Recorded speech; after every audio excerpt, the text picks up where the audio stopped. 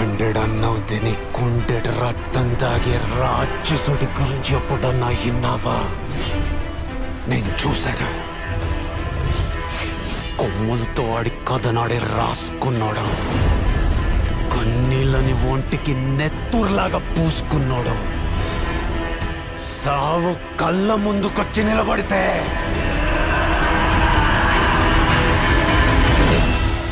కత్తిలేసి కలబడినాడు. కనబడ్డాడా?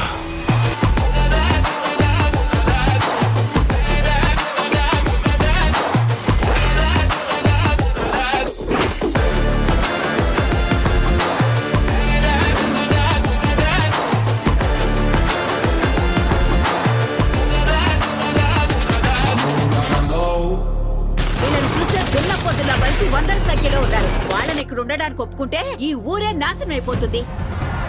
ఒకళ్ళు ఇద్దరు కాదు, 100 మందికి పైగా ఉన్నారు.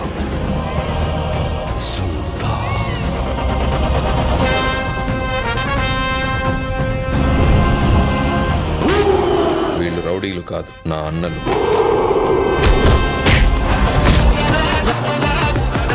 త్రిబుల్ మూవీ అయితే గ్లిమ్స్ అయితే రిలీజ్ అయింది.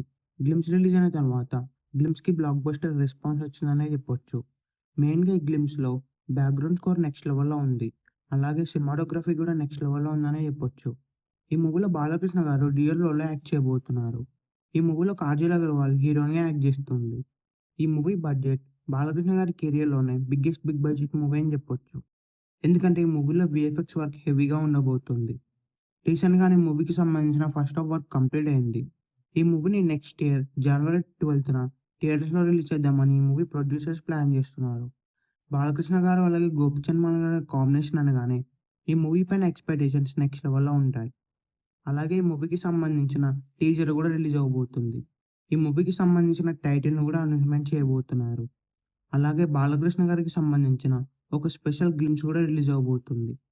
మెయిన్గా ఈ మూవీ స్టోరీ చాలా వైలెంట్గా ఉండబోతుంది.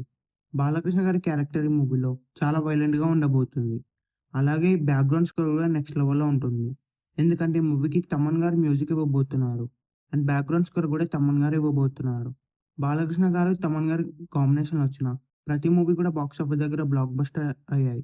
ఈ మూవీ కూడా ఈజీగా బ్లాక్ బస్టర్ అవుతుంది.